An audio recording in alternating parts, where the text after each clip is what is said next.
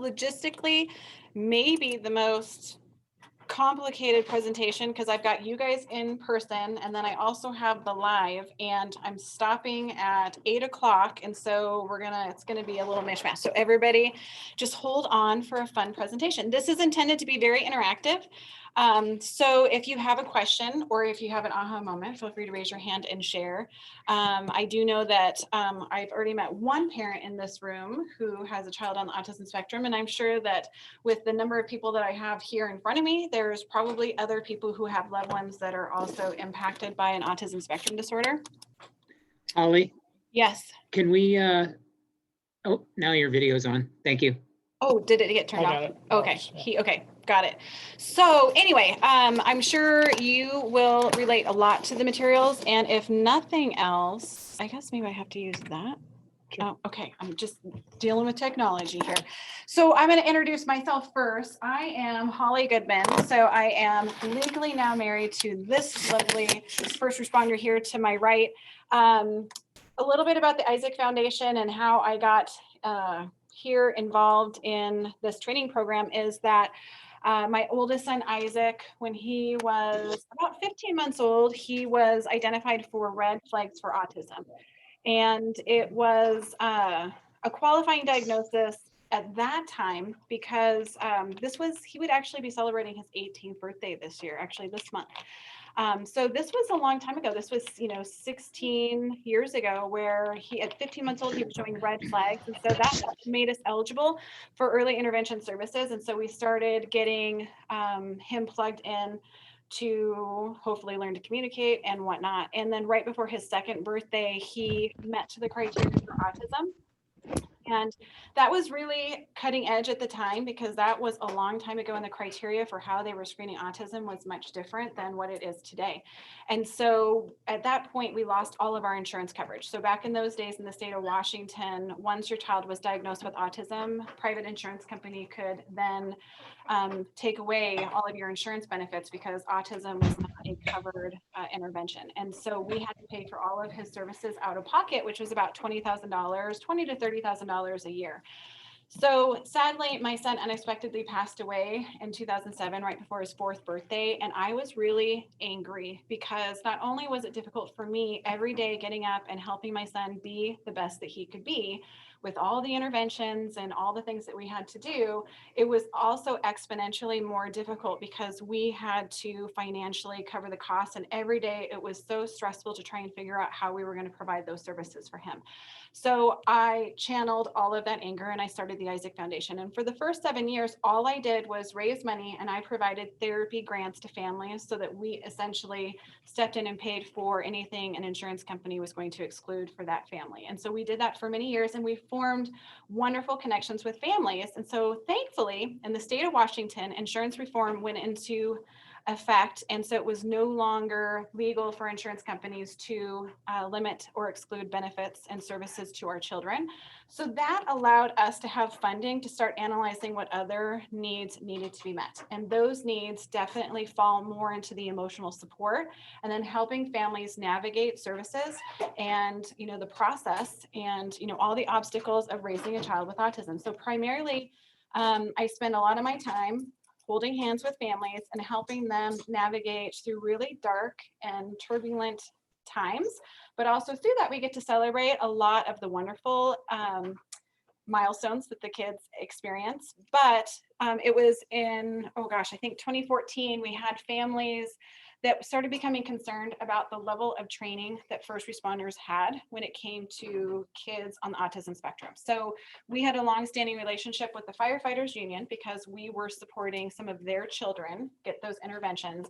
And so John and I reached out to John and asked him if we could partner. And originally, this is super funny. Originally, in my mind, I was like, we could have a park day and we can bring first response vehicles and you guys can be dressed in your uniforms and we'll have the kids interact with you. And John's response was, and I'll never forget it, he's like, yeah, that's great. We can do park day, but how about some effing training? And I was like, you guys don't actually have formal training for this? And the answer was at the time, no. And there has been some legislative change in the state of Washington that we will be the content of which we'll be covering over tonight. But that was when John felt very passionate, because he has a son with autism, that we were going to do something bigger and better, and Autism Wild was born. So as you guys see on the screen, my name is John Goodman. I'm currently a lieutenant with the Spokane Fire Department. I've worked on the truck. I'm currently one of our fire investigators. I've been a paramedic since 2007. You guys are entering into a great field. It's a great, if you want to help people, you get to help them a lot. And I hope that what we give you guys here will give you a glimpse into what we spoke with this gentleman earlier, what they're dealing with physiologically. Okay. And that's where I come from. And what I bring to the table is, all that experience in customer service, dealing with our patients, right? So you guys are being taught a lot of great skills here. All we're going to do is expound on those and make even better. And the thing too that you have to realize is it's not just the autism population that this training helps with. It helps with all disabilities, okay? Because you become more in tune and your detective skills and your assessments get much, much better, okay? So realize that we've been working on this a long time. It's come a long ways and it's changing still. She mentioned the fact that medical coverage has changed. It has. My son Cooper now is 17. He'll be 18 in May. And he was diagnosed at age 3, had suspicions before that after 18 months. Cooper was, he's currently ASD level 3, which we'll go into. A much younger Cooper. This is Cooper, yep. So, well, a lot of things happened. The Affordable Care Act, love it or not like it, it changed a lot of things for a lot of people. It took the financial burden off of them, like Holly had mentioned. I was working 2 jobs, spending $60,000 a year on treatments for my child. So understand that a lot of the things that have happened are good, right? So I just want to give you guys as first responders the ability to make more positive outcomes and make the best outcomes we can. Okay. Any questions, you guys? Just throw Yeah. Feel free to jump in at any time. If you are watching through Zoom, if you chat, make a question or comment in the chat section, Jim will make sure that he relays that to us. If you guys have questions in the room, just raise your hand. One other thing to note is this young man on the screen is my son, Caleb. Not quite a year after my son, Isaac, passed away, I gave birth to Caleb, and he went on to also receive an autism diagnosis. So my son, Isaac, was more profoundly affected by autism. He was never able to use functional language, had a lot of obsessive, restrictive, repetitive behaviors.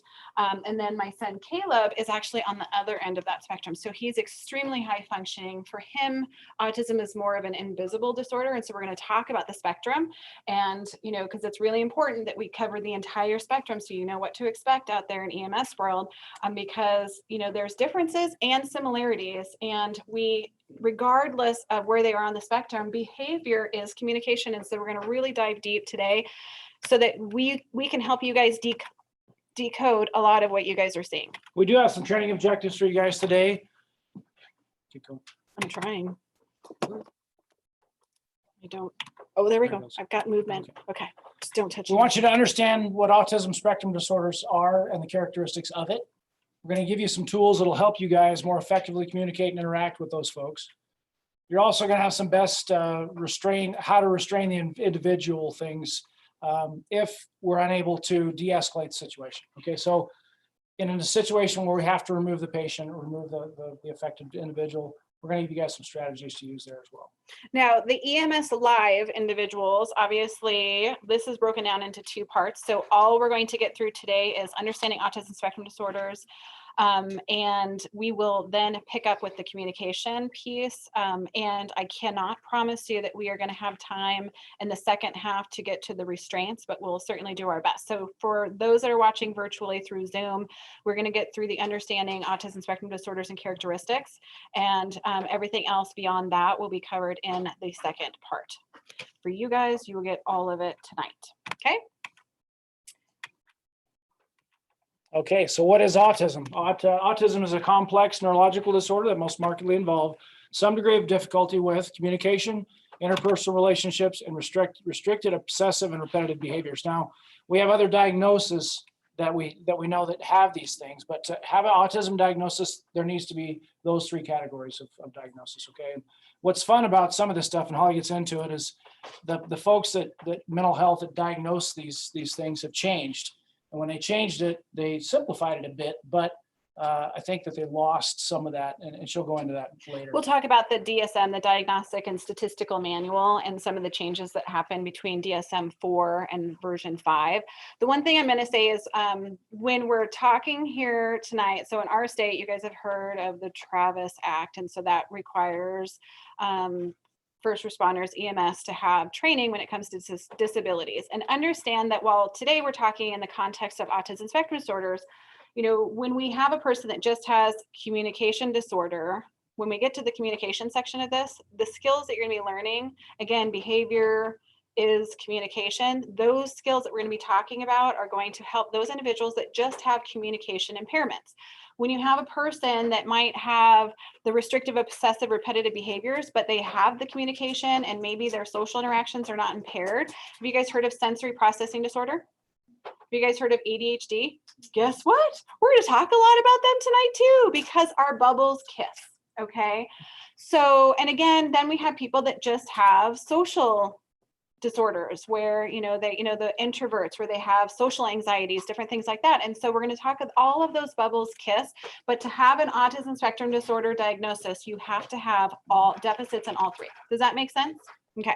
So all of those other bubbles, you're going to still be able to pull from your toolbox here because you're going to be able to use these skills regardless of whether or not they fully meet the criteria of an autism spectrum disorder. Okay. Okay, so the spectrum, as the term spectrum indicates, there's a wide range of effects. Those at the lower functioning end of the spectrum are profoundly unable to communicate or relate or interact with their surroundings or loved ones. Okay. Those at the higher functioning end may be able to lead independent lives, but will still be awkward in their social interaction. So oftentimes, and this gentleman probably recognizes it, my son, I can understand his communication. For one of you guys to understand it would be, you just can't. You don't have the context to understand what he's doing, right? So a lot of times, and Holly mentions this later, when I ask him a question, I often get the question repeated back to me. He can speak and he can formulate sentences, but the meaning to him is what's lost, right? So his behavior is how we decode this communication piece. Okay.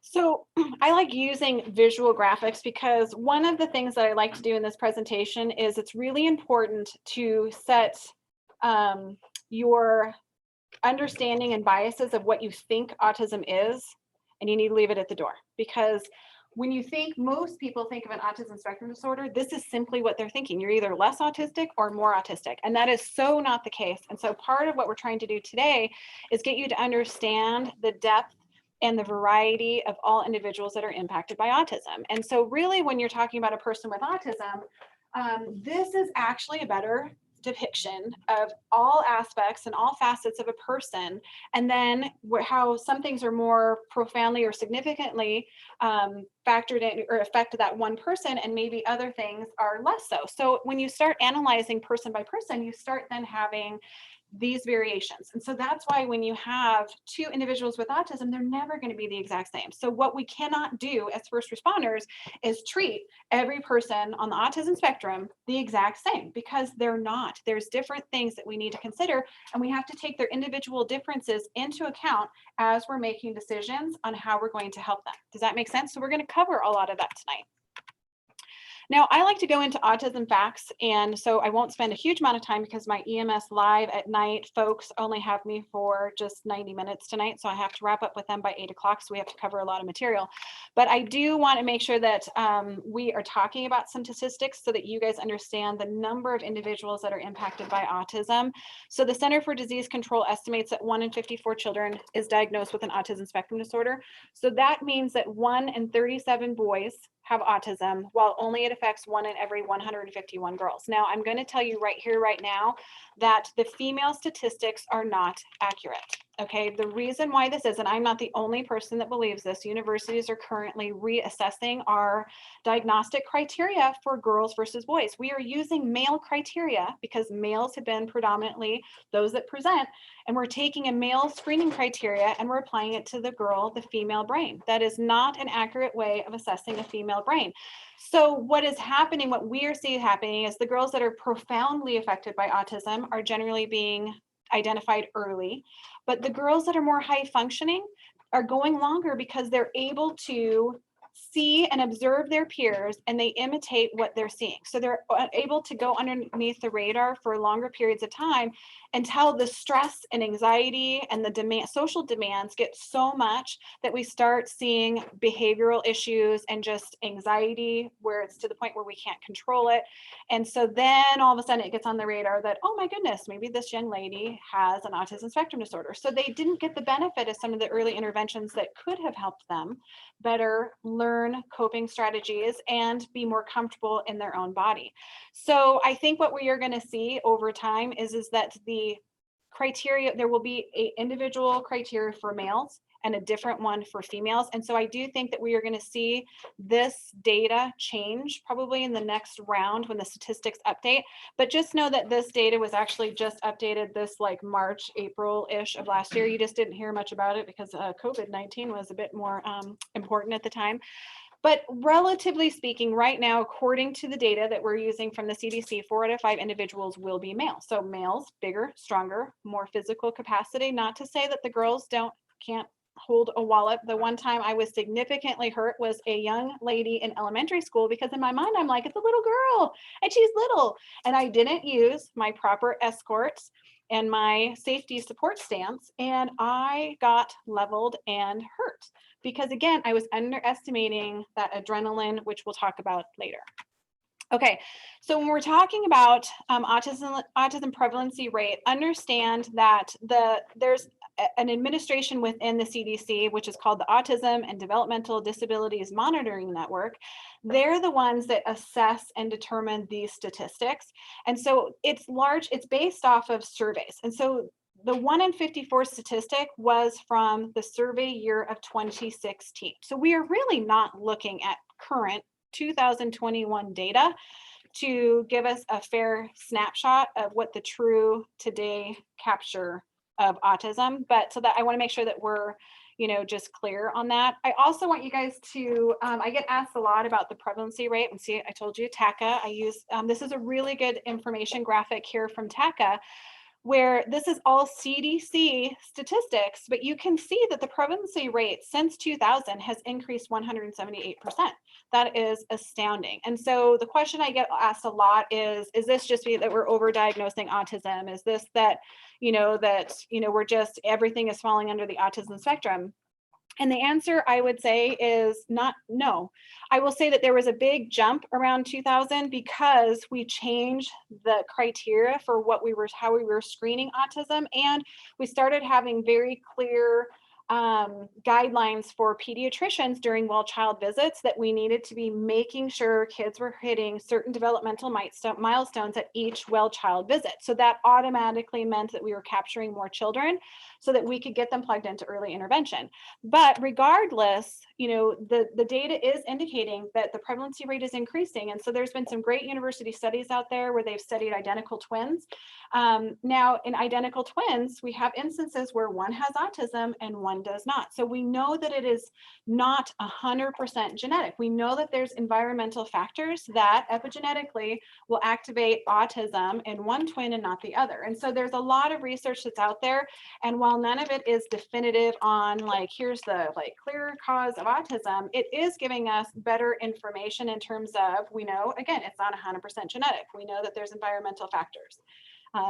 Age of the parents does sometimes play a role, but is that because that those people that are waiting and having children later in life, their parents might have a genetic predisposition to autism and it took them longer to find the right mate to then have children? So is it really an issue of chronological age or the fact that there might be more genetic factors? My kids are just blowing up my phone. I'm so sorry. My kids don't normally expect me to be training at 6:30 at night. So just ignore it. Just ignore all of the noise that's going on in the background.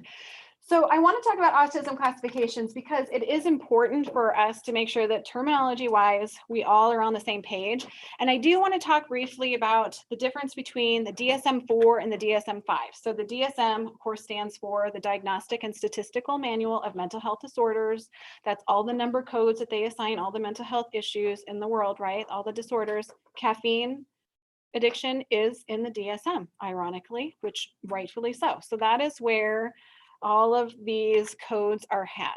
So in the DSM-4, it was a little bit more ambiguous in terms of autism spectrum disorders. And instead what they had was one big umbrella that they called a pervasive developmental disorder. And underneath the umbrella, they had many things. They had PDD-NOS, that stands for pervasive developmental disorder, not otherwise specified. So remember when I said at 15 months old, my son Isaac had red flags for autism. Well, that meant he had no functional communication. That was very evident at 15 months old. And he had a plethora of obsessive, restrictive, and obsessive behaviors. But at 15 months old, there was really no measurement tool that they had to be able to measure the social differences and related to his peers. Okay, so he was originally diagnosed with PDD-NOS, which was great. It means developmental delayed. It qualified us for early intervention services. Then right before his second birthday, they felt like there was definitely evidence from the social interpersonal relationship piece that he met the full criteria for autism. And that was why he received the diagnosis later on to autism. Now, Asperger's is also underneath the umbrella. And so what the stereotype was at that time is that pervasive developmental disorder, not otherwise specified, was just atypical autism, meaning that you had 2 out of the 3. So it was close, but not exactly. And so it just created a lot of ambiguity. Now, how many families watching what my family went through, where my kid got diagnosed at the age of 2 and we lost all of our insurance coverage, how many families do you think went in and had their child reassessed to see whether or not they met the criteria of autism? In this state, no one. So many families were just keeping the diagnosis of PDD-NOS long-term because it made them eligible to receive services. And that was the number one important thing that they needed. Okay. So in today's day and age, because this went away in the DSM-5, in this day and age, you might still actually encounter people in their late teens, early 20s, late 20s, even into their 30s that have a family member may say that their loved one has PDD-NOS. It still probably may even show up in even some of the records, right? Understand that in this day and age, we still consider it an autism spectrum disorder, and you're going to use all the same tools because it works, okay? Now, Asperger's was the stereotype. Now tell me, have you guys heard the stereotype that, oh, like you have Asperger's, like what's your like special talent? Like you're a genius or you have some creepy skill that you can do, right? Tell me that that's not, Rain Man did us no favors, okay, right? So the problem with that, so people with Asperger's were very high functioning. A lot of them lived very independent lives. It said that Bill Gates is on the autism spectrum. I've never had the benefit of meeting him face to face to tell you whether or not like my autism like radar goes off. But is everyone here familiar with Sheldon Cooper from The Big Bang Theory? God, I hope so. Please tell me. Okay, he is a great example because he's a safe fictional character that we can use so that we can appreciate what Asperger's or high functioning autism is, okay? The creators of The Big Bang Theory never came out and said, this is autism, because you know what would happen? Everybody would say, that's not autism, or that's not, I have autism, and that's nothing like autism. So they didn't want that clouding like the program. But Sheldon Cooper is a wonderful example of a person that would be Asperger, like an Asperger's individual, okay? Now we call it ASD level 1, but we'll talk about that here in a moment. But to an untrained observer, they're just quirky, kind of odd interests, maybe obsessive hobbies, different things like that. But really, when you actually look at the stereotype, a lot of people with the diagnosis of Asperger's, they think that they have like a high IQ, and really actually only 40% of individuals with Asperger's or ASD level 1, only 40% of them actually have an above average IQ. Okay, so the stereotype of people with Asperger's being genius is really just that. It's a stereotype. Okay. So we're going to talk about the DSM-5 because in the DSM-5, they decided they needed to kind of reorganize this mess. They took PDD-NOS, the childhood disintegrated disorder, Asperger's, and autism, and they created a new umbrella. It's simply autism spectrum disorder, and it's ASD level 1, level 2, and level 3. So how I like to think of this is the smaller the number, the less impacted they are in general concepts, right? We're going to talk about what that is. The larger the number, the more significant the challenges are going to be. How autism impacts them is going to be greater the higher number you get. Does that make sense? Now, so PDD, NOS went away. Asperger's syndrome went away, okay? Rett syndrome is still there, but genetically, there's actually a genetic screen that we can do to diagnose Rett syndrome. So it has its own DSM classification. But the good news is a lot of the things that you're learning here when it comes to communication, interactions are still going to work well for a person with Rett syndrome, okay? Now, autism etiquette, we're going to talk about that real briefly.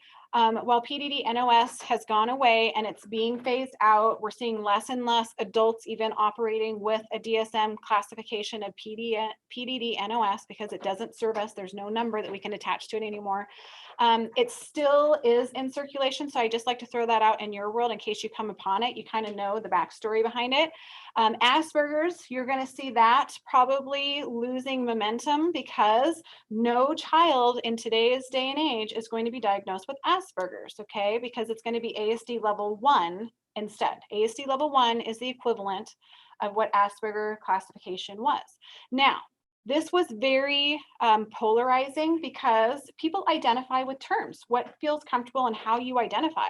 And so this was very controversial and still is today in our autism community because they feel like autism and Asperger's might as well be on 2 different continents because it's a huge spectrum and they don't feel like the word autism defines them. So will you still encounter adults that feel better and they meander the world and they identify as an individual with Asperger's? Absolutely you will. And so do you argue with them about saying, hey, did you know that actually doesn't exist? No, we do not. Okay, we just in our mind make that conversion for when you're making your notations that this would be ASD level 1, so people know what you're talking about. But whatever term they are comfortable with, that works great. Now, another term that we hear is ASPE. So that would be a person, maybe they may identify themselves as I'm an ASPE. That would be an Asperger term. Would I ever use that in general context to talk about another person? Heavens no. That's a personal term if they choose to use it. That's great. Another term you may hear is neurodiverse. I'm neurodiverse. Neurodiversity means, and I really think we're going to start seeing more of this language in the future, especially for our ASD level 1s, Asperger's classification. It's an invisible disorder, and we're going to talk about that when I get into the next section when we're talking about the breakdown of each level, because I want you guys to be real comfortable with what the diagnostic criteria is for each. But when you're talking about ASD level 1, it's more of an invisible disorder for some people. And also some people that are diagnosed ASD level 1 get really perturbed when people call them disabled because they don't feel as though autism is a disability. My son likes to read the news. Caleb loves to read the news. We try and lock it down because otherwise he's trying to call President Trump and, like Jay Inslee, all the things. But for him, he read an article out there that was about curing autism and he was destroyed. He was so offended that the concept that autism is something that would need to be cured because he's not broken. Autism isn't a bad thing. We have taught him that, your brain works differently. So we have always used the analogy of an Xbox and a PS4. He is more of a PS4 brain. And unfortunately, when you go to school, teachers teach more to an Xbox brain. So we would never in a million years have a teacher take an Xbox game and try and shove it in a PS4 and expect it to work, right? We have to recode it so that then we can put it in there and it can process. The controllers are slightly different, so there's a little bit of a learning curve when you jump between the 2 devices, but who here can make an argument that one gaming system is better than another? No one can, right? And so that's where the neurodiversity concept, oh, you're laughing over there. So you're going to try and make the argument with me, but I'll fight you. He was all looking over at his friend like he was like going to make an argument between PS4 and Xbox. But my point here is that you cannot make, so neurodiversity means that there is no mistake. There's nothing wrong with those individuals. And so they prefer the term of neurodiversity because it's nothing that needs to be fixed. It's our inherent differences that make us all unique and individualized, okay? So when you hear someone, if they say, I'm neurodiverse, understand that would be, a neurodiversity. You could then utilize the skills that you're learning for autism spectrum disorder. And I would expect that to be in that ASD level 1 classification, okay?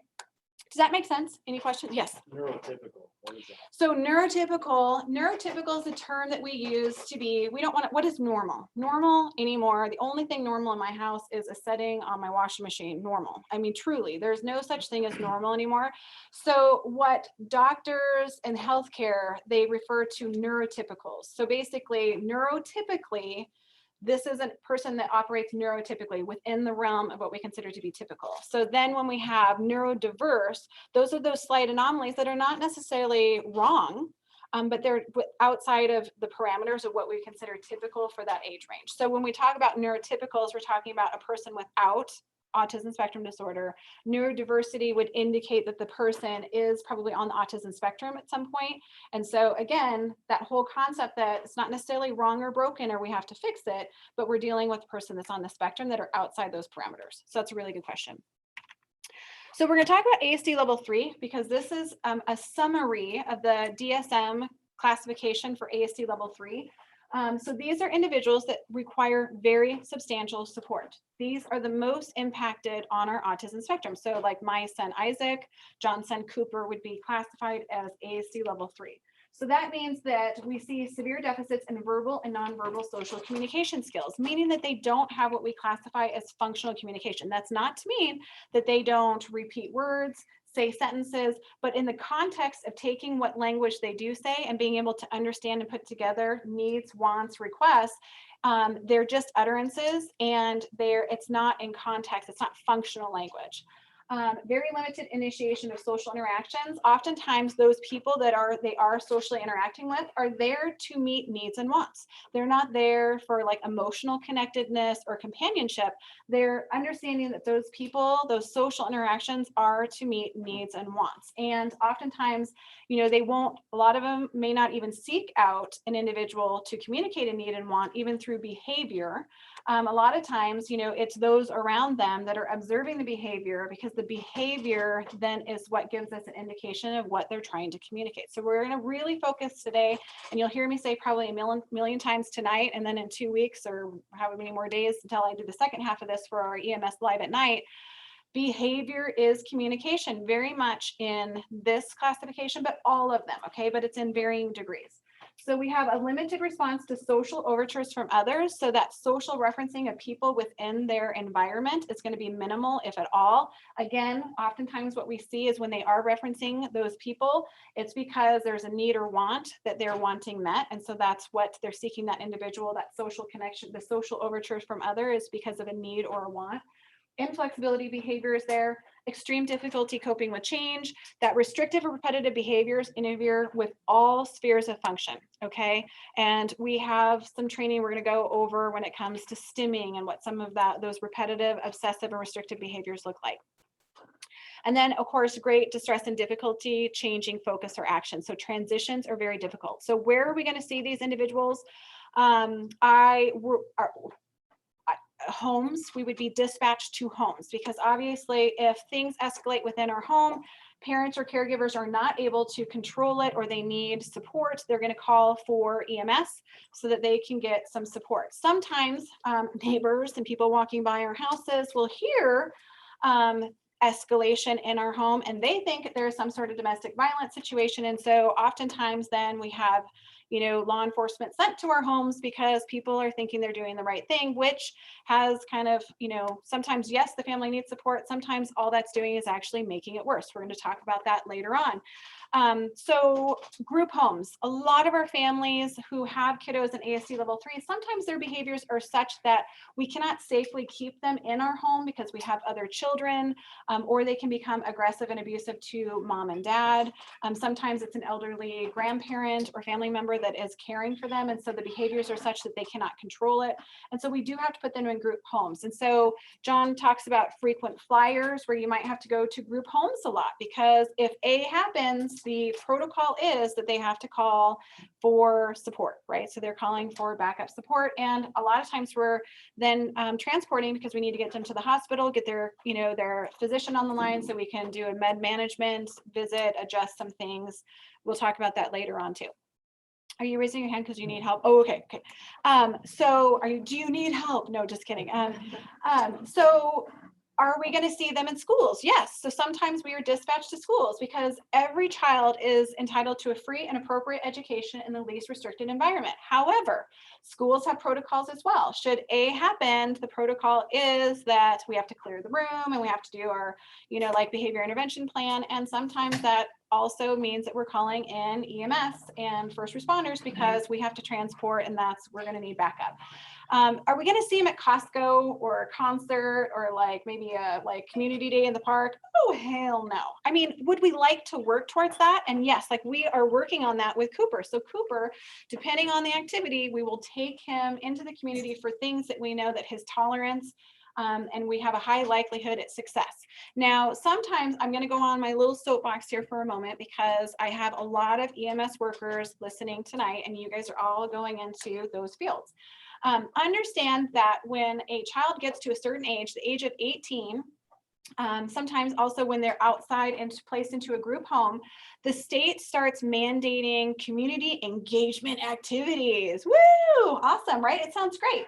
Problem is that for individuals that are severely impacted by autism, that is just a absolutely horrific thing to do because we are projecting what we feel is a meaningful life and expectation of what life should be onto a person that is significantly impacted by an autism spectrum disorder. They need very consistent boundaries, a controlled environment, a very strict schedule. And when we go out in public, can we control those factors? We can no longer control those things. So the high likelihood of success is not good. But the state requires us at the age of 18, or if they're placed in a group environment as a child, as a youth, that we have to do these community engagement activities because we need to project what we consider to be meaningful life on those individuals. And so I'm selling you this because you guys need to have that context for how much grace you're showing the caretakers when they're trying to do those things. Okay, so when they're trying to do those things that they are required to do, or they will lose their license, or they will lose some of the support that they're getting to take care of that adult child, we need to have grace in the fact that they are required to do that. And so we don't want to just say like, gosh, these people are so dumb, like, why are they taking them out? Like, don't they know any better? Yeah, they do, but we have to check the boxes. Okay. So when we go into the ASD level 2, these are individuals that still require substantial support. Terms that you might hear in this range is, moderate autism, moderate is usually the term I hear, as opposed to ASD level 2, like mid-range autism. But all of those same things are here, but just in lesser degrees of severity. So you're going to have marked deficit in verbal and nonverbal social communication skills. I like to think of a bullseye. So if we're all visualizing a bullseye, and the person with autism is that center dot in the bullseye, okay? And then we have the rings outwards from there. The closer you are, so parents and caregivers are going to be reside on that ring closest to that person with autism. So that means that those parents and caregivers, favorite teachers, siblings, are probably going to be able to get more verbal and nonverbal social communication skills. So they're going to probably communicate in sentences and probably string together multiple sentences in order to communicate needs, wants, thoughts, and ideas. But the less familiar you are to that person, the less you're going to get in terms of social communication skill, like just communication skills in general, and then social communication, just in terms of their ability to socially connect and want to engage with other individuals. Does that make sense? So I would like to tell you, as EMS first responders, you're on that outside ring, but I would be totally lying to you guys because you're not even on a ring. You're not. And the reason why is because you guys are like only there when bad crap happens, and it's stressful and it's unpredictable and it's like scary, and everything that they need to have control of all of a sudden goes out the window because you guys are there, and now it's just a whole. So again, first responders are only ever introduced to these kiddos under highly stressful, not awesome circumstances, even in medical, like even in a hospital, if you go into nursing. So their association with first responders is not always positive, in which case then what you're going to get in terms of communication and social interaction is going to be not much, if at all. Okay, so a lot of times I always tell first responders, you're really going to not know what the function and ability of this individual is until you can start using some of your skills that you're going to learn through this training program to be able to prove to them that you're a trusted person and that you get it. And then all of a sudden you're going to find yourself on that outer ring, and you're probably going to be able to communicate more so because you are doing things in a way, because you are understanding what their behavior is communicating, that you might actually find that you're on one of the rings. Okay. But, you know, and we'll talk about this through the training. But, you know, one of this part of this program is not just training first responders. We spend a great deal of time doing special needs station visits where we're opening up fire stations. We're bringing in police, we're bringing in the ambulance crews, and then we have the fire truck there. Everybody's dressed in their uniforms, and we bring the families in with their disabled dependents, and we're practicing interaction skills in a happy little fun environment where we're playing games. Because what we're trying to do is, if we can teach them through positive interactions that you guys are actually cool people, then when they encounter you during an EMS call, they're going to automatically make more associations that, hey, I once played like balloons and bubbles with you and you gave me stickers and I got to like look in your fire truck or your police car. So automatically we're trying to create some familiarity with first responders so that you are at least landing somewhere, hopefully on that outer ring to start with, and then we can start making progress. So back to these, you're going to see that abnormal responses to social overtures from others. So for strangers, they're not going to socially reference strangers or people that they're not familiar with much, if at all. The more you close in proximity and relationship to them, the more social referencing you're going to get. But you're still going to have inflexibility behavior, difficulty coping with change. Restrictive and repetitive behaviors appear frequently enough that even an untrained eye is going to notice some of those stereotypical stimming type behaviors. And then, of course, we're going to still have a distress and difficulty changing focus or action. So transitions are very difficult. This is the ASD level 1. And so this is where I get a little bit on my soapbox too, because I want you to understand that the DSM tells us that these individuals still require support. Okay. They still require support. And we forget about that because we think of the Sheldon Coopers of the world and the Bill Gateses. They still require support because without supports in place, we're going to see deficits in social communication that cause noticeable impairments. Okay. We're going to be picking on Sheldon Cooper a lot just because he's an easy person that most everybody has had some, reference to from watching The Big Bang Theory. But when we start talking about communication deficits in this category, we are talking more about social communication deficits, okay? For a long time, kids were going undiagnosed with autism because doctors were sitting there saying, oh, look, they talk, check. What we are looking for is how we use communication to socially interact with other people, social communication, okay? And so I'm going to show you a clip from The Big Bang Theory here in a minute. We're going to talk about social communication impairments and what that looks like for these individuals, okay? Because it's really important for you guys to understand that distinction. Difficulty initiating social interactions with clear examples of atypical or unsuccessful responses of social overtures from others, okay? So this means that they have difficulty with social interactions, so you're going to see more social mistakes, and that's part of why Big Bang Theory is so stinking funny, right? Because some of those social nuances and those social hiccups are humorous, but for the person who has the autism spectrum disorder, it's really not that fun. It's not funny over time. They may appear to have a decreased interest in social interactions. I would ask you, if you constantly are making social mistakes that people think are funny or humorous, and you feel like people are laughing at you or thinking you're weird, are you going to be super excited to keep doing it over and over and over again? No. So I don't really believe that they truly don't have a desire to have those relationships with others, but I think it's a learned behavior. They feel like they don't fit in. It's hard to navigate those. They don't have people that are implicitly teaching them and coaching on what went wrong, what went well, how could we do things differently? And so without that scaffolding in place, we start seeing a decrease in interest of those social interactions, right? We do still see inflexibility behavior. Does Sheldon Cooper have inflexibility of behavior? Boy, howdy, does he, right? Difficulty switching between activities, so transitions are hard. And then problems of organization and planning will hamper their ability to live independently. So some staggering statistics before COVID was that 85% of individuals on the entire autism spectrum were under or unemployed, meaning that they lived with a parent or caregiver for the span of their life. Because interviewing for jobs, keeping jobs, being able to socially interact with like your, like your coworkers is very, very difficult. If they disclose that they have an autism spectrum disorder, guess what? They're not necessarily fired, but they don't get paid the same amount as their neurotypical peers. So there's biases when it comes to advancement and even their rate of pay. Oftentimes they're only offered part-time employment because they want to help them out, but we don't want to necessarily have to deal with you full-time, right? So if you don't have the ability to have the skills and the planning and organization to really be a great employee, how hard is it for you to advance to be able to make enough money to live independently? It's very difficult. So currently right now, because of COVID, we're seeing numbers more in the 93% range where, it's just, there's not enough jobs because a lot of food service was a place where a lot of our people had employment, and in, hospitality, and all of a sudden those were taken away. So we're seeing that statistic much, much higher. So has anybody seen this? This is the friendship algorithm for the Big Bang Theory. I love this. This is parenting gold right here, people. Okay, so this navigates how you initiate like basically a get together with a friend. So I have this actually in a video, the video clip of where this was actually like presented in the video.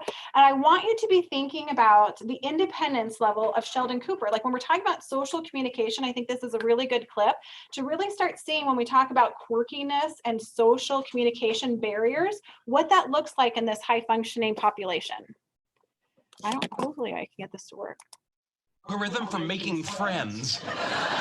Sheldon, there is no algorithm for making friends. Hear him out. If he's really onto something, we could open a booth at Comic-Con, make a fortune.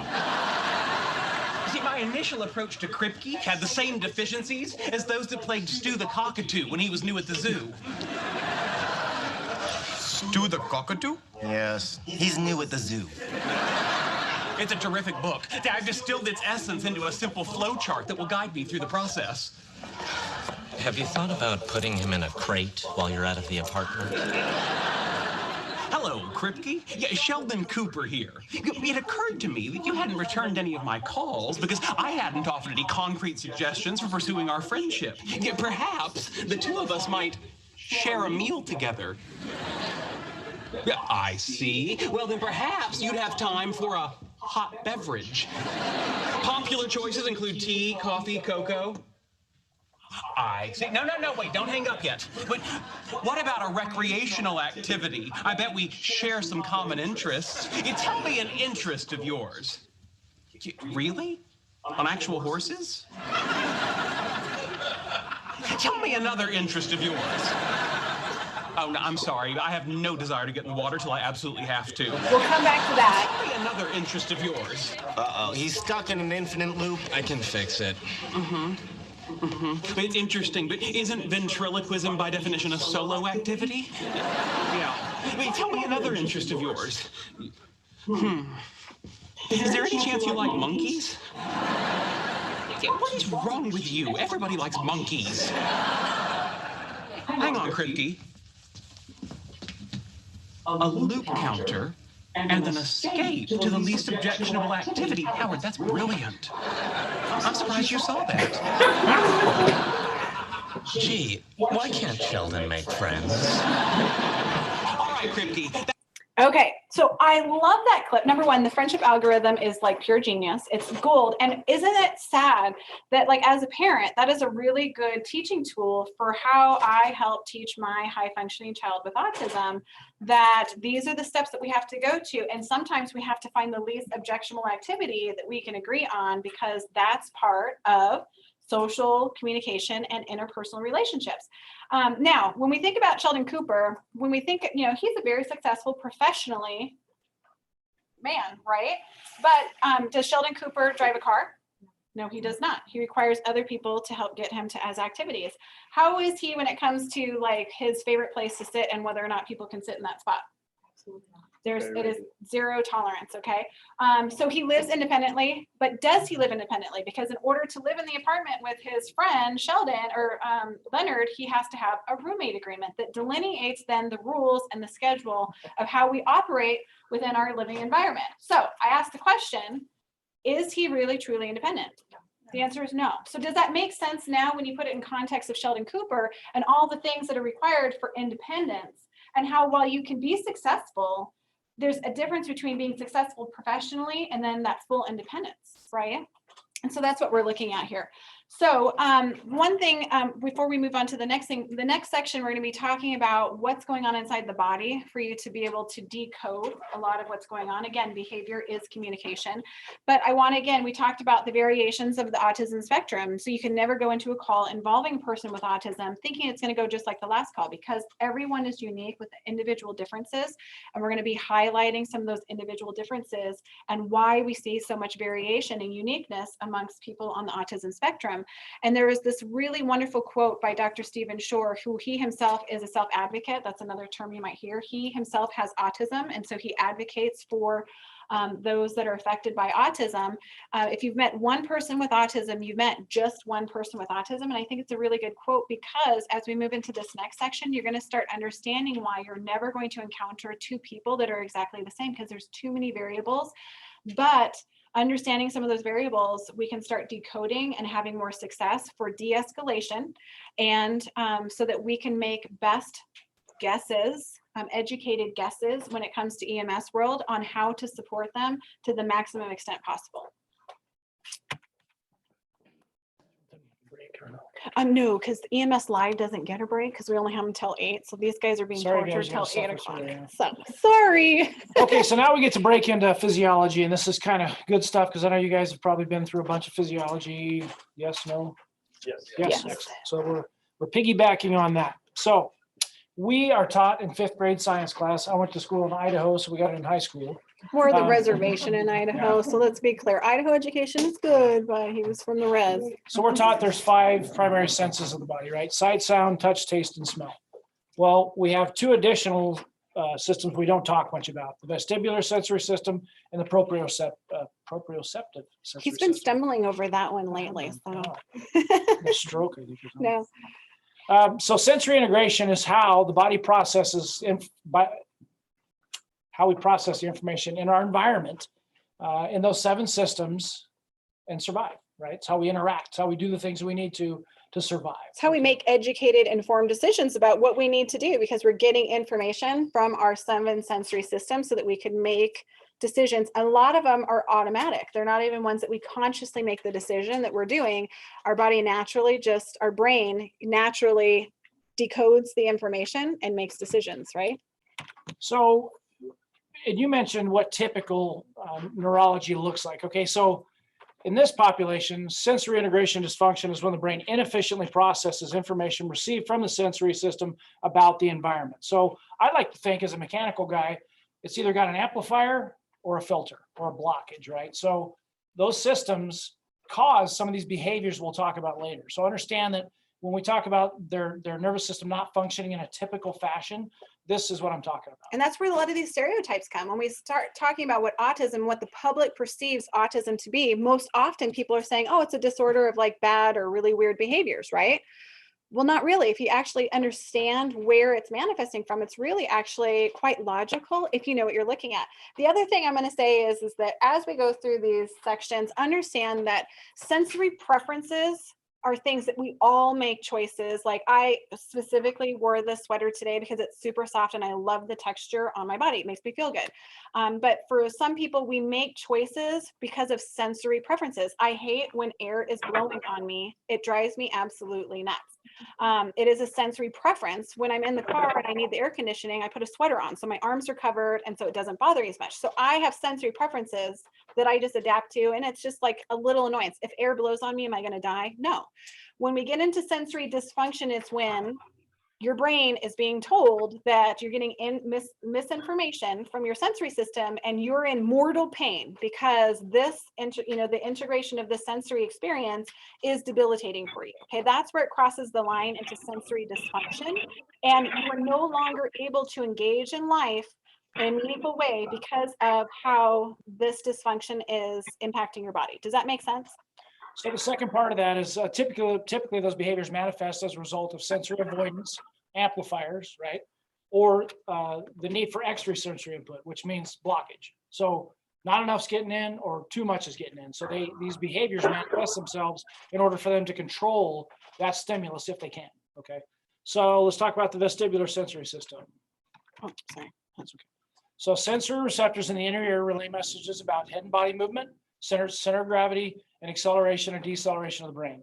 That's the system that keeps you balanced while you're standing or riding a bike and gives you the field gravitational pull. And we've all probably had a situation where we've overloaded that system. Maybe it's skiing, maybe it's on a boat, maybe it's doing something where you're moving all the time, right? You Then get you off, get the, off. you get off the boat, you stand there and you're still rocking. That's because that system has been overloaded, okay? So understand that some of these folks deal with this all the time. So realize how uncomfortable it makes you feel. Well, they deal with it constantly, okay? So the thing about it too is that we're going to go through all 7 sensory systems, but I want to make sure that when we're talking about this one, we understand that we have other sensory systems that will come into play and try and override when we have a dysfunction. So for instance, for those people that have skied or been on a boat all day long, and then you're on solid ground, you still feel like you're in motion. Over a little period of time, you're back to normal, right? Or are you? Because if you close your eyes at night, you still feel like you're moving again, right? Because what's happening is your visual processing system is the bossy system of the entire body. And it's saying, vestibular, you're drunk, sit down, I got this, right? I got this. So then your visual processing system overrides it and tells you, oh, nope, you're good. You're good, you're good, you're good, until you lay down, you close your eyes, and then you realize that your vestibular system is actually really not reset. By the next day, you're back to fine, right? You're back to normal. So there are systems that kind of piggyback, and visual processing system is what I call the bossy sensory system of the body. And so it tends to want to override a lot of these sensory challenges. There's a couple others. When John gets to them, he'll talk about other systems that are married together. But understand that, sensory systems work together and they're integrated. And so, we'll talk about that. What is a proprioceptive system? So receptors in the joints, muscles, and ligaments and connective tissue give feedback via the spinal cord to your brain about your current position. What that does is allows me to grab something without looking at it, touch my nose without looking at it, right? Touch my hands behind my back. So you can imagine with the dysfunction in this system, what that looks like. These folks are going to be very clumsy, right? They're going to be very heavy-handed a lot of times. A lot of them don't have the ability to understand when they go to pick up this book, how much force am I going to have to exert on this to pick it up, right? They may grab it and throw it through the ceiling because they apply all their energy to pick it up because they don't know what that looks like. And we've all done that at times, picking up a bucket of something that we thought was full. It's not. Well, we're kind of surprised by it, right? These folks do this all the time. So understand that that's what that crazy looking behavior can look like, okay? So I will say that our friends in law enforcement, they rely on those 2 systems to test them to see if you've been drinking, because those systems with alcohol fail. They know with regularity that if you drink 2 drinks, chances are it's going to affect those systems. So that's where the tests come from, right? So they make you close your eyes, stand on your feet, touch your nose, right? So if you can't do those things, they know that unless you have an issue with your nervous system, right, that you're probably drunk, right? Or you've probably been drinking. So, which is why we do this training for law enforcement as well, because they need to be able to identify the difference between like when a sensory issue that impairs the vestibular and proprioception versus alcohol or drug impairment that also impacts that. So we have to teach law enforcement the difference between the 2. So So I mentioned that we have amplifiers and a blockage, right? So with the avoidant folks, they're hypersensitive to sensations in those 7 systems, and oftentimes will avoid them or become distressed with those sensory experiences. Now, one thing I'll tell you is if you're overstimulating something, and just your presence with this population can be enough. Your presence alone, you're something they don't know what you're going to do. You could scream at the top of your lungs at any given moment. You may be too close to them, right? So we're adding extra input into that system. They're going to do 1 of 2 things to cope with these systems, right? If it's overstimulating them, they're going to remove the stimulus if they can, or they're going to remove themselves. So understand that if I'm touching her and she doesn't want to be touched, she mentioned that she doesn't like air blown on her. This can be painful for them, just a slight touch. So if I do that, she's going to knock it away. Well, that's not it's not aggression. It's not aggression. It's not a violent move. It's just trying to remove that stimulus from the situation. So understand that with this population, oftentimes, until you get a good read on that person, you may not be able to touch them. And you may have to have one of their caregivers touch them for you. Okay, so we'll that's talk about something to that keep in back of shortly your mind, too. you bet. So sensory seeking folks, they've got that blockage, right? They're going to be hyposensitive or under responsive, and sensations from those 7 systems, oftentimes they need more of it, right? So sometimes some things don't register with them, and we'll talk about taste and smell and those types of things, and really what that looks like. But they need those things, and if they don't get them from the environment, they're going to create them. My son lives out loud. He makes clacking and clicking noises all the time. He's smacking his hands together. He's moving. He's flapping. All these things because those systems aren't getting enough from his environment, so he's going to create them. Okay, and If that's we could those just bad put, behaviors. yeah, if we could just put a step tracker on him, it would be, I'm curious to see how many steps he takes during the course of a day, because he never is like totally quiet. He's constantly in move and making noise. The one thing I will say too, when we're talking about sensory avoidant behaviors, those are individuals too that are very they're hypersensitive. So their pain receptors are telling them that they are being physically injured. Okay. So they're extremely hypersensitive. And while be it you're thinking, oh my gosh, they're overreacting, you have to understand that how their body is processing pain means that they are in pain. So they might actually be a number 10 on the pain scale. Okay. Now, on the opposite end of that, when you're hyposensitive, you're under responsive, the pain receptors are not giving you the accurate information that you are in like massive pain. Like those pain receptors are muted, so they don't feel pain. And so, they can mask tremendous injuries because again, pain receptors, because they are hyposensitive, they're not reading. Okay. So we're going to talk about that too when we start getting into like the medical scenarios. We'll kind of jump ahead a little bit. So keep this in the back of your mind. Physiology is physiology. Okay. A body can only experience so much energy before it's injured, right? You guys are taught that when you're to see a car wreck, somebody's up walking around and they feel like they're fine. A lot of times the adrenaline masks that, and they may be significantly injured. So understand that this population very, very much so can be in that world. Okay, so you got to That's look where at they mechanism of operate injury. normally, Right? as opposed to just with the adrenaline. Absolutely. Okay, so sight. Obviously, a seeking response is going to like flashing lights, sometimes things that move. And like I had said, this flapping motion in Cooper's periphery, that gives him more visual stimulus in that sense. Okay. And when we're looking around the room now and we're looking at the windows, is that visual stimulation when you have lights reflecting on the window? What about glasses? What about shiny things on your uniforms? Right. Just the floor, there's reflection of light on the floor. So we have to be thinking about light and reflective surfaces in our environment that isn't just like flashing lights on a first response vehicle. Okay. It goes more into just the surfaces within a room, the clock face, the whiteboards, all the things, just the matting on pictures on the wall that create visual stimulation.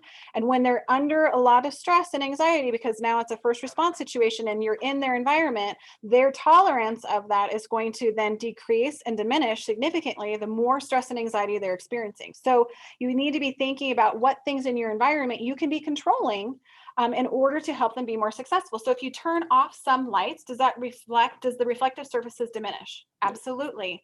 And so that's the things that we need to be considering is what can we be in control of to help if they are overstimulated to control just that, what's in our immediate surfaces. So auditory sound, obviously seeking responses, they're going to like loud noises or create noises. I mentioned Cooper does that. If there's no noise around, he's going to make it. Okay.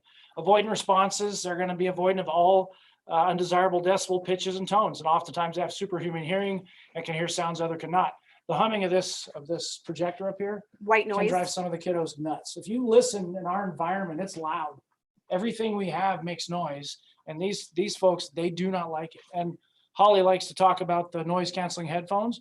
That's kind of an adaptation that a lot of kids utilize that really nowadays is socially acceptable because a lot of kids wear them to listen to music. Well, some of the folks listen to it because it filters the environment away from them so they don't become overstimulated. Yeah, those ones that go over the ears, and even now the new Earbud Pros, when they go inside your ear, they seal it off so it can actually control a lot of the volume. So as first responders, it's again perfectly normal, adaptation for you to see teenagers, young adults, or just people in general with those noise canceling headphones. So when you're then asking them to take them off or remove them because you need to talk to them, is that a good strategy?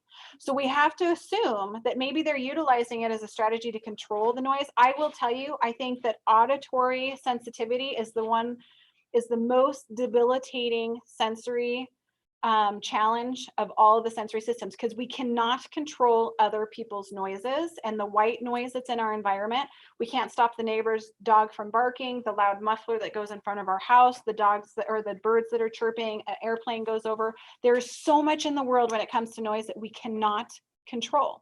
And so not knowing what decibels and pitches these individuals are sensitive to, we have to just operate under the assumption that they need it for regulation. Okay, so talk a little louder if you think that they can't hear you, but to take them away or ask them to take them out would potentially then escalate a situation where we don't want to, right? And so that's where we got to just be conscious of that. So this is a video of one of our station visits, and this young gentleman here is 19 now or 20. He's 20. He's just turning. So this is Trevin. So all these, the sensory systems we've discussed so far, I want you guys to watch and thinking of those systems we've discussed. So vestibular, proprioception, right. visual, and auditory. Okay, those are the 4 things we've talked about. Watch his interaction in this environment, okay? And we're gonna see a little kiddo come out right here with headphones on. He's gonna come out because he enjoys it as well.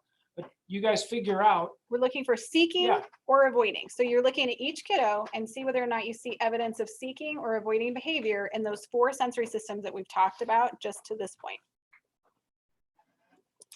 Oopsies, that didn't work.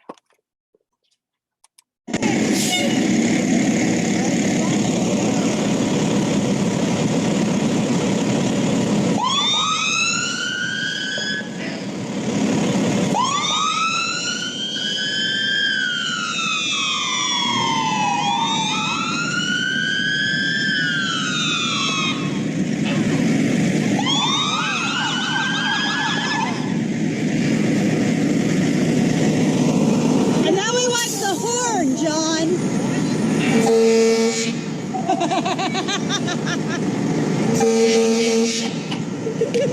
Okay, I want you to watch Trevin in the orange and watch his head, and then watch his feet.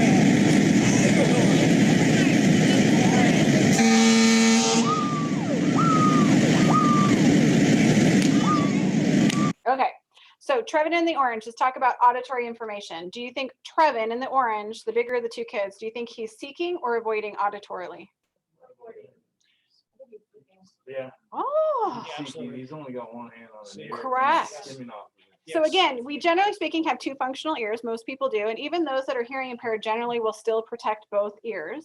But he's not doing a nice tight seal or hunching, or he's not doing this. He's actually got his fingertips behind his ears because he's creating a cup. And if you actually do it and say your name, it's amazing how much it really does amplify. It is shocking. So it's that whole elephant and bats, they have excellent hearing because they have like the capacity to funnel more noise, the sound into their eardrum. Now the kid in the orange came out, and as John pointed out, he has things on his ears. So safe to say he's avoiding, but he came jogging out, right? He's all, coming out like this. Like Did you guys see how he came out though? The way, notice how he was coming out? He wants to see what's going on. right, he wants to see it, right? So he wants to see it. So it's very evident that clearly you can be seeking in one system and avoidant in another. Now, Trevin doesn't seem to be bothered by the lights. Otherwise, he would be turning away or covering his eyes because it was just too much. Now, with that being said, we talked about vestibular. So vestibular are those hairs in your inner ear. And did you see any evidence of any sort of vestibular going on with Trevin, who's in the orange? You didn't pick it up? So I moved his head. Okay, has anybody gone to a rock concert or been in a mosh pit and you shake your head, right? A lot. If you shake your head really fast right now, what happens? You get a little dizzy because those hairs in your inner ear are compensating for that. So what Trevin actually does is he actually head bobs a lot, as does John's son Cooper with his head. Sometimes he does it really fast like this because you're shaking it up, and then he gets more vestibular input because of his head movement. So he can activate that system with the bouncing of the head, okay? What about proprioception? So that's those joint ligaments and muscles, all that connective tissue that's giving us information about where our body parts are. Did you see any evidence with Trevin in the orange that he's doing anything that would lead you to believe that he's seeking or avoiding with proprioception? Yeah. Right. Exactly. So Trevin stomps his feet because he gets more impact to his joint ligaments and muscles so that he has better body awareness. Sometimes we see kids that will do this too, where they're creating more impact into their joints and ligaments of their arms. I see kids pushing on their chins. We have some videos we're going to show you of that. But what about the kid in the orange? Any evidence of proprioception issues with him? Yes. Just the way he minimizes impact to those joints, ligaments, and muscles. Tiptoe walking. So what Right. that does is create a cushion for those joint ligaments and muscles. So he's not getting as much input so that he's protecting that. So when we see tiptoe kids, like going to a playground, love it, but hate it at the same time. Because I can sit there and watch a playground and what activities kids are seeking, what activities they will and won't do, how, whether or not they're up on their toes or whether or not they're stomping and playing really hard and jostling and, you know, just those rough and tumble kids that are very physical, that don't have good bubble space. You can tell a lot from just activities and how they're meandering. So with that being said, this kid in the orange or in the red, so I saw him tiptoe walking, okay? I'm in my head, again, I don't have a parent or caregiver there to give me information as to whether or not he would be sensitive to me putting my hands on him.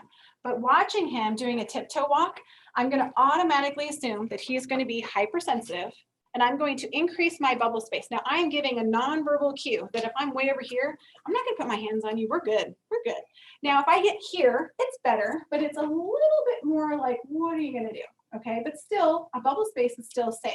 The closer we get, the more without verbal communication, I'm indicating I can put my hands on you. So by simply tripling my bubble space, I'm sending a very good, clear, nonverbal message that, hey, we're good, okay?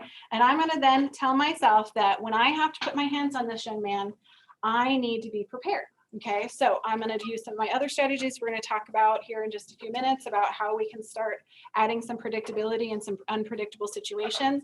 And I'm also going to have backup just in case when I have to put my hands on that little guy, he's not going to probably be happy and he's going to fight me. And again, I got that information from just this, right? But if you don't know what you're looking for, you can make a miscalculation and now we've got a problem. Now with Trevin, would I feel comfortable putting my hands on him knowing that he's hyposensitive? Clearly, because he's shaking his head, he's stomping his feet. I would feel way more comfortable putting my hands on Trevin, just observing without anybody being able to give me any feedback about, you know, his preferences. I can watch how he's utilizing his body and how he's reacting to sensory information. I'm going to feel more confident putting my hands on Trevin than I would with the other little guy. Does that make sense? Okay. So obviously in the touch sense, seeking responses are going to seek out deep pressure. Oftentimes they'll bang into their body into the wall just simply because they can't register it. You know, if I walk into this and I can feel this, right? I don't have to hit it to know it's there, right? But if I can't register that, then it's going to take more energy, right, to make that happen. Now, we talked about physiology, physiology, right? Am I going to bruise myself if I have to put a pretty good hit on this? What are these kids going to look like all the time? And we're going to get into another soapbox she's got with CPS, Sorry, right? I got a lot of We're taught as first responders, we're mandatory reporters, right? So we have to report when we see system or signs of child abuse. Bruises in various stages of healing are one of those things. Now, if you see this and you're in this child's house or this person's house, you may take it a step further and ask a few questions and observe that patient, right? So I'm going to tell you right here, right now, I do a podcast. It's called Isaac's Autism Wild Podcast, where I have parents and different people from the community, and we talk about autism related topics. One of the topics that I do podcast on is CPS reporting. So I actually interviewed a CPS agent that works for the state. And newsflash for you guys, you are not required to keep it a secret. You are more than welcome to talk and interview that family to get more information about the bruises and suspicions that you have on that child's body. It's not a secret.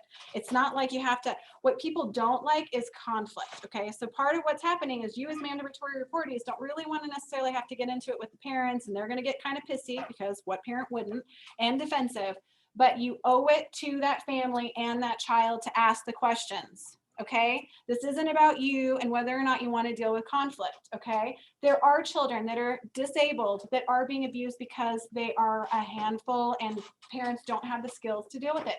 It's legitimate. But there are an equal number of families or more that actually have children that have sensory issues. And so the way they're feeding their body from a sensory perspective creates more damage to the body. And so you are required to ask more questions, and questions you can ask are related to sensory information, right? Because then you know whether or not they're a seeker and might have those various stages of bruises on their body and where and how and all of those things. So then you can make a better informed decision. Does that make sense? Yes. I'll tell you, as a parent of an autistic child, that we have enough on our plate as far as their nutrition, their normal needs, that a first responder coming into my home is a primary concern of my son actually being committed to an institution. Yes. So We don't call for not backup. for someone to come in and make an uninformed decision that's going to make a huge impact on my life and my son's life, whether it's for a law enforcement standpoint or a first responder standpoint, Right. is a huge problem. Yes. And like, that's something that needs. to be But if I addressed. asked you the question, we would have that conversation. Oh, So then absolutely. guess what? I'm not gonna have, A lot of And times. you we're gonna are fix that. Very Yeah. educated. on Yes, we're gonna everything fix that's that, going on. absolutely, because no one knows more than this guy about his child.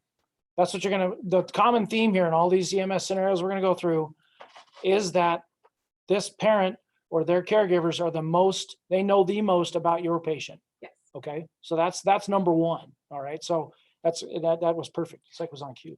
One of the things we also advocate for families when it comes to this is that if you have a child that does self-harming sort of stemming behaviors, and so you may actually see various, phases of bruising, is to make sure that they have some medical report or ABA report somewhere. Like I have one on my phone that I can then show to someone to show that there's actually medical evidence that this is something that is a perpetual problem. So then I have it. But isn't it sad I live in a world where I have to do that? Because again, first responders just are uneducated. And so again, it's just my soapbox moment to make sure that we are taking it serious, but we're asking the right questions when it comes to sensory and how they engage their world. When we talk about touch, things that we also see is deep pressure feels good when you have a sensory seeker. They like deep pressure. A lot of times we have kids that are biting their arms. And again, they hit themselves and do different things because they're getting more input into their skin, which is their largest sensory system of the body.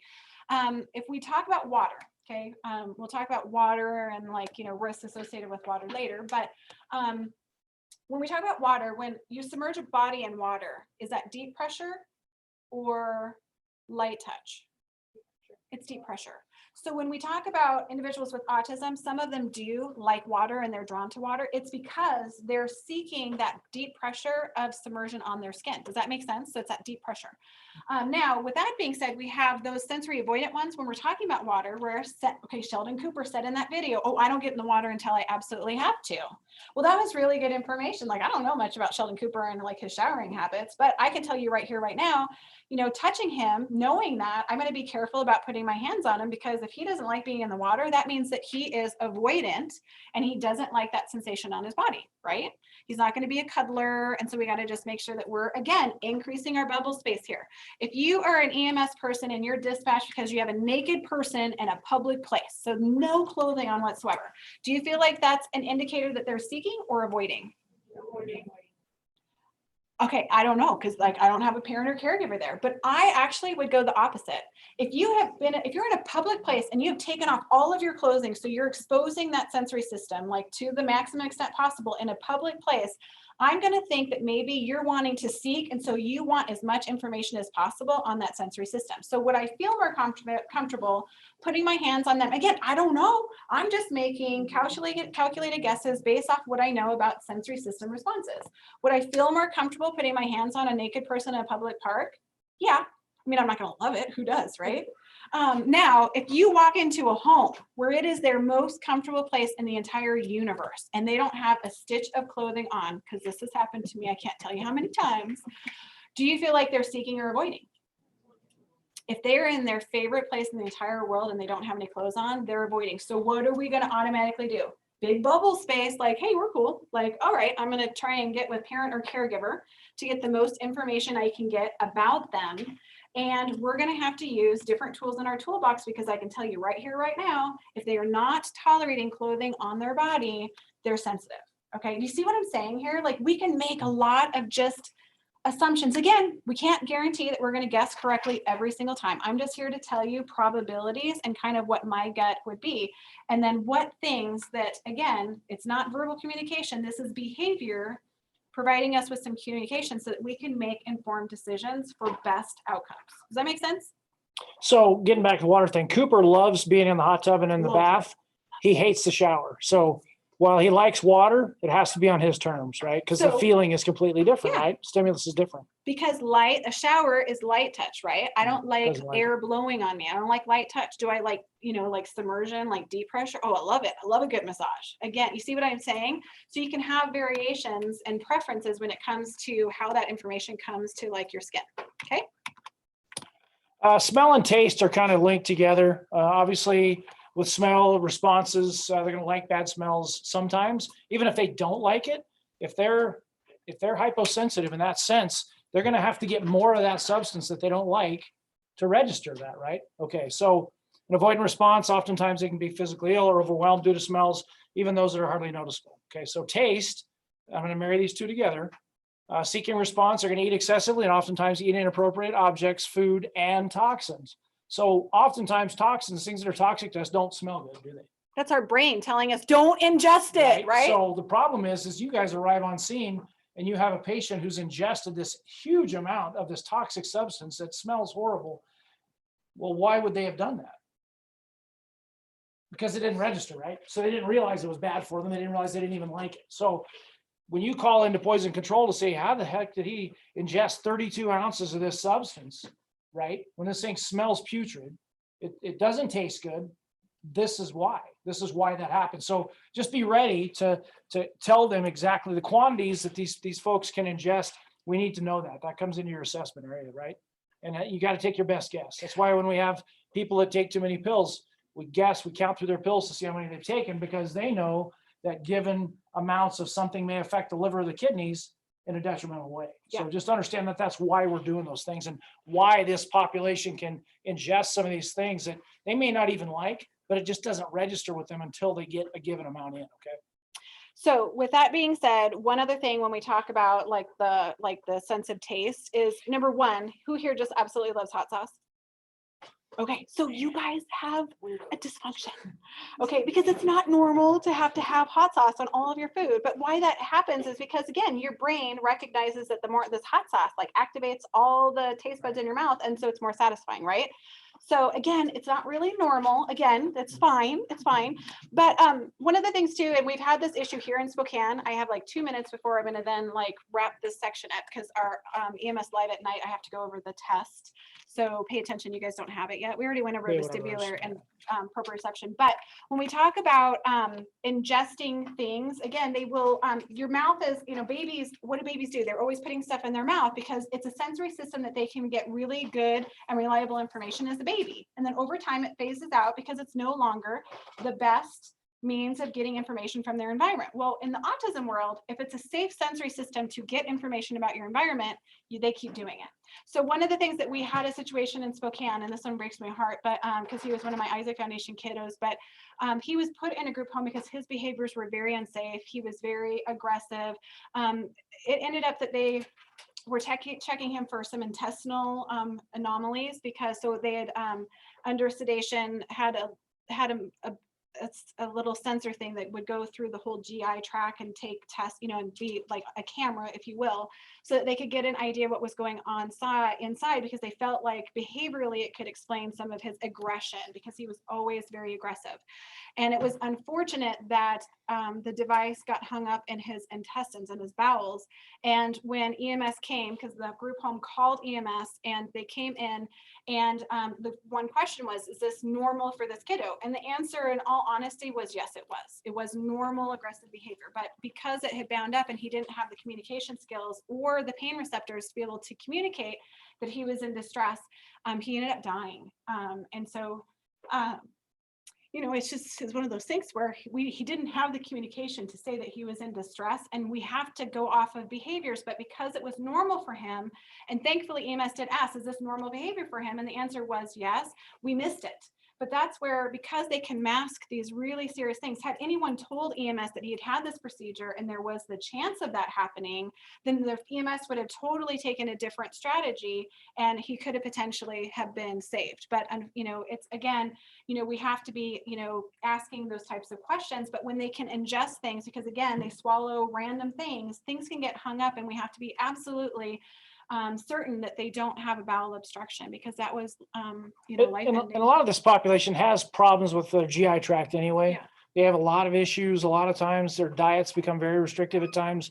The caregivers, try to keep them as comfortable as possible, but sometimes they just don't feel good. And it's hard for them. They can't tell you. Cooper can't tell me that his ear hurts.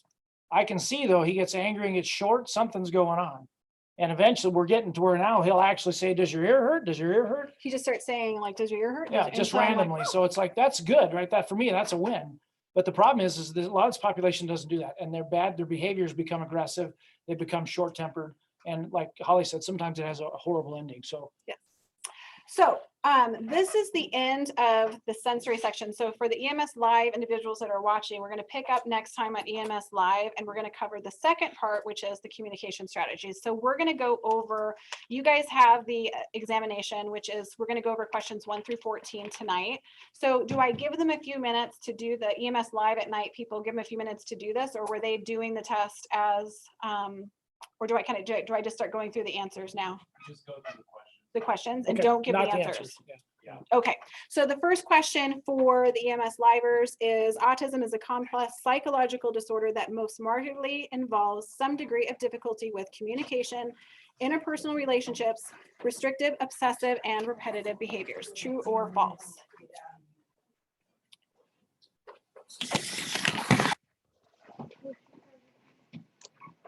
The second question, number 2, is 4 out of 5 autism spectrum disorder individuals you encounter will be male. True or false? I'm seeing a lot of, hopefully they're not questions, they're good comments, but Jim will tell me if I need to stop and answer anything. So I'm just going to keep going. You're good. Okay, perfect. Wonderful. Number 3, pervasive developmental disorder, not otherwise specified, PDD-NOS, was often referred to as blank blank because the full criteria for autism diagnosis are not met. This most often the case when a child being evaluated is younger and does not have the age-appropriate developmental skills to be fully assessed or screened for autism, usually with social deficits. Even though PDD-NOS was considered milder than typical autism, this is not always true. So is it A, Asperger's disorder, B, atypical autism, C, Rett syndrome, or D, none of the above? Question 4, what distinguishes blank disorder from classic autism? Are its less severe symptoms and the absence of language delays? Is it A, Asperger's, B, sensory, C, autism, or D, none of the above? Number 5, as described in the DSM level blank, requiring very substantial support, severe deficits in verbal and nonverbal social communication skills causes severe impairment in functioning, very limited initiation of social interaction, and minimal responses to social overtures from others. Is that level A, level 1, B, level 2, C, level 3, or D, none of the above? Number 6. As described in the DSM level blank, requiring support, without supports in place, we see a deficit in social communication that caused noticeable impairment, difficulty initiating social interactions, and clear examples of atypical or unsuccessful responses to social overtures from others may appear to have decreased interest in communication, but those two, oh, thank you. Circle the answers and then Oh, yeah. Jim will put them on there. Oh, perfect. So for example, a person who is able to speak in full sentences and engage in communication, but whose to and fro conversation with others fails and whose attempts to make friends are odd and atypical or unsuccessful. So is that A, level 1, B, level 2, C, level 3, or D, none of the above? Number 7 is, as described in the DSM level blank, requiring substantial support, marked deficits in verbal and nonverbal social communication skills, social impairment is apparent even with the support in place, limited initiation of social interaction, and reduced abnormal or abnormal responses to social overtures from others. So is it A, level 1, B, level 2, C, level 3, or D, none of the above? So on question 8, just list 2 hidden sensory systems of the body. And number 9 is blank blank is how the body processes information provided by all 7 sensory systems from the external environment. Is it A, sensory dysfunction, B, sensory integration, C, sensory system, or D, none of the above? We just have a few more. Blank, blank, blank. So number 10 is blank, blank, blank is when the brain inefficiently processes information received from the sensory system about the environment. Is it sensory avoidant process, B, sensory integration dysfunction, or C, sensory integration system? Number 11 is briefly describe the symptoms of vestibular dysfunction. Number 12 is describe the symptoms of proprioceptive dysfunction. Number 13 is sensory blank is when individuals with hypersensitivity to sensation from the 7 sensory systems and will avoid or become distressed with those sensory experiences. Is that A, proprioceptive, B, avoidant, C, seeking, or D, none of the above? And the last one for this week is number 14, which is sensory blank is when individuals will be hyposensitive, under responsive to sensation from the 7 sensory systems, and often will excessively crave a sensory sensation to obtain information from the environment. So is it A, response, B, avoidant, C, seeking, or D, none of the above? And so I'm giving Jim the answers that he will put in the chat so that you can check your answers. And I think, Jim, you have some final things that you need to cover, don't you? I do. Yeah, if you guys want to hold on for a minute, I'll get the all the answers in the chat. So just so you know, the next part of this is going to be on Thursday, the 25th of March, where we're going to do part 2 of this, and we'll go over the last half of it. For those who are in class, are going to be getting the rest of it tonight, but we're going to be covering it on EMS Live at night again on the 25th. And if that's not your training night, we encourage you to get on. You can get on from phones or from wherever. So it would be a good idea to finish this up. Oh, man. So does anybody have any questions at this moment? Or comments?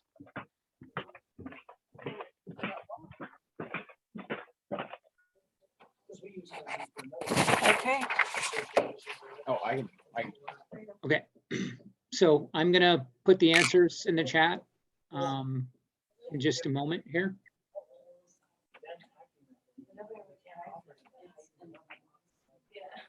Jim, you're gonna be mad at me. That first one was a trick.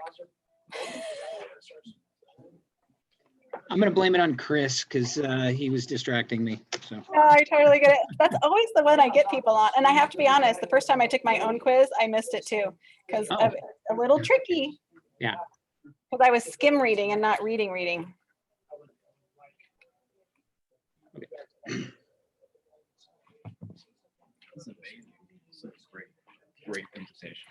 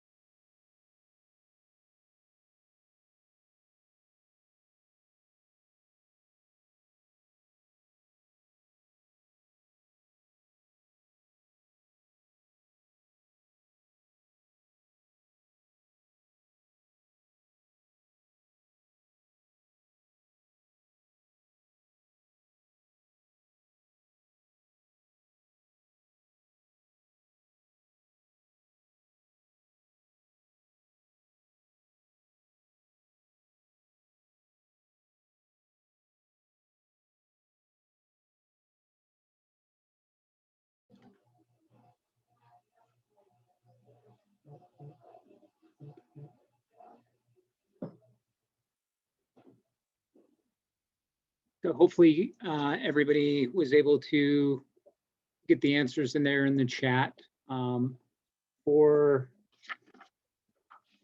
question number 11, there could be multiple answers too.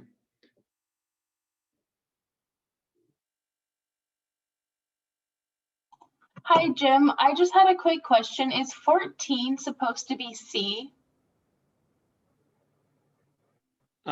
We have B, avoidant. So is that the same as 13?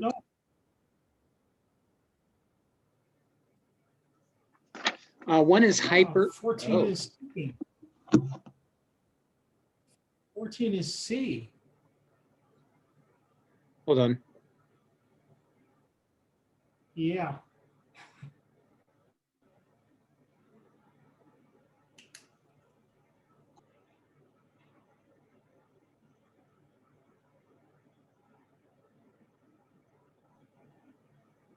I believe you're right.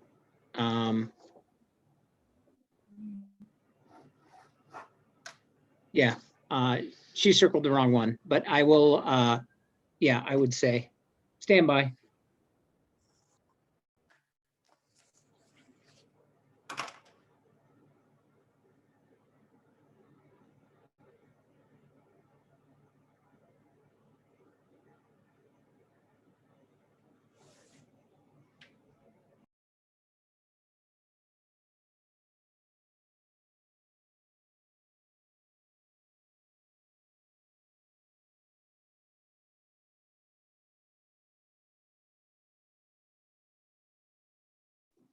Yes, you guys are right. Good job. Good pickup.